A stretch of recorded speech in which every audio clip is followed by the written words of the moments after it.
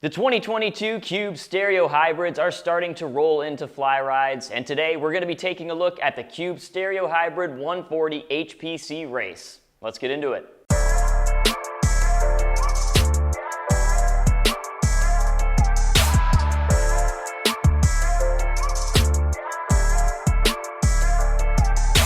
First things first, you guys know what we're going to do. Let's talk about specs, baby. Let's talk about specs, baby. The Bosch Performance CX motor with 85 newton meters of torque and 250 watts are going to propel you up hills on the Stereo Hybrid race. This is an excellent motor. If you guys don't know about it, I don't know where you've been because it's one of the main motors in the market.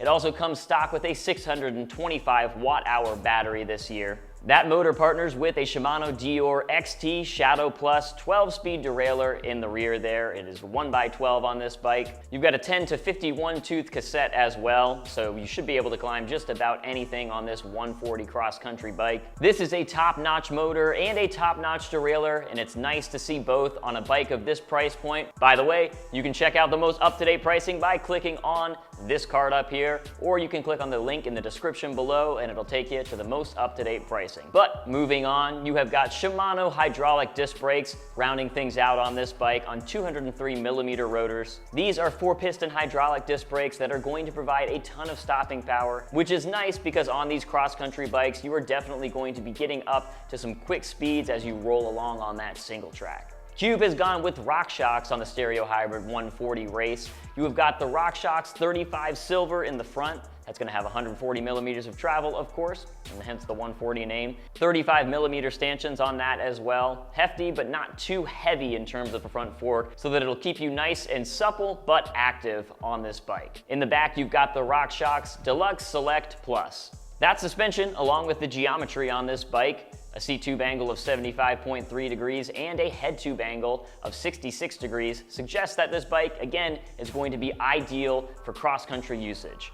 You can see that this is Cube's intention with this bike even further with a full 29er wheel setup on 2.6-inch tires. Those are going to be Schwalbe knobby nicks. Those tires are going to grip just about anything, and that 29er wheel is going to help you wheel over even the most rock garden-y, rooty obstacles. But if you're looking at me right now and being like, hey, these specs don't mean that much to me, or you're like, but I still want to see how they work, well, I got good news for you. We're going to have Austin take this thing out and put it to the test. Yes, I think this is more of a cross-country sort of bike, but Austin, of course, you guys know is a pretty aggressive rider, so he's going to see how hard he can take this thing so that you can see all the different uses of this bike. Austin, let's see you ride the Cube Stereo Hybrid 140 HPC race.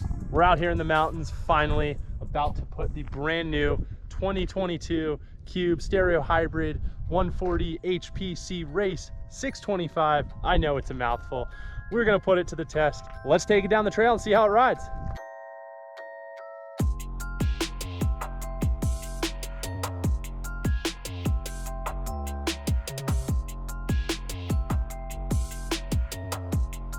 Drop it in, we'll put this 140 HPC race with the slightly different componentry as last year to the test, but still has the same suspension. But I'm interested to see how these brakes feel. The RockShox 35 feels super supportive, a little bit more than the Recon does on the Pro, which is expected. These brakes are phenomenal, actually. They feel really good. Put these 29ers to the test and roll them to the chunky bit right here. Woo-hoo-hoo. Oh, ha-ha. A little hair raising down that. These bikes are so agile, as I mentioned, even for being a 29er. They're really well balanced. Really like the steeper head tube angle. It's a nice mix up. Alrighty, we're gonna hit this corner right here. These bikes don't have too slack of a head tube angle, but they feel really good when you're going into a corner. Woo-hoo-hoo-hoo. Take this around the sharpest corner we got here. Woo. Air into it. Oh, woo!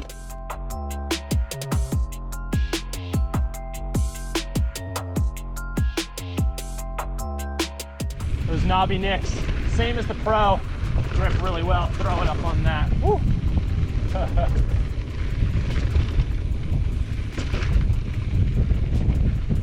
We'll take it off the little guy today.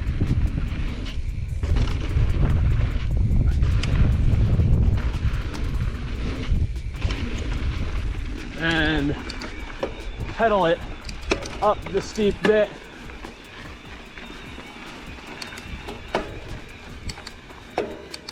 We'll hit these two little jumps, and I really have liked how these 140s have steered into the corners. The head tube angle is a little bit steeper, so the change of direction's a little bit easier to make, especially through sharper corners.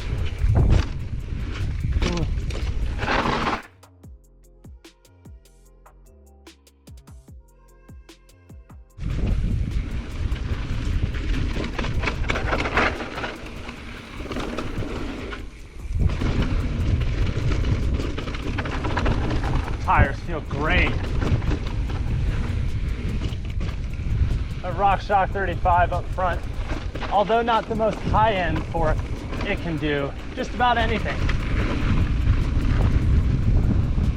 It has been really interesting to see the evolution of the Cube Stereo Hybrid series, especially within the 140s for me, because that's kind of more my style of riding over the years. So I started riding this bike in 2019. 2020 is when I really fell in love with it. And now you're starting to see more and more updates, bigger battery capacities. You got that 625 watt-hour battery, that Kiox display, which I think they have one of the best Kiox display integrations on the market right now. And of course, smaller things like being able to add a water bottle cage if you want, and just the really nice internal routing that Cube has on many of their bikes. It shows that even though a lot of the great things about this bike, they stick around from year to year, Cube also knows where they need to improve, and they're constantly doing that. And this 2022 iteration of the Cube Stereo Hybrid 140 race is a great example of that. This is an excellent bike for riders just getting into the sport, but it also performs well enough that if you've been in it for a while and you just want to try Cube out, I do not think this bike is going to disappoint you either. This bike has incredible specs in the areas that you absolutely need them, like the drivetrain and motor. And the components on the rest of the bike are designed to keep costs down, but they still more than get the job done.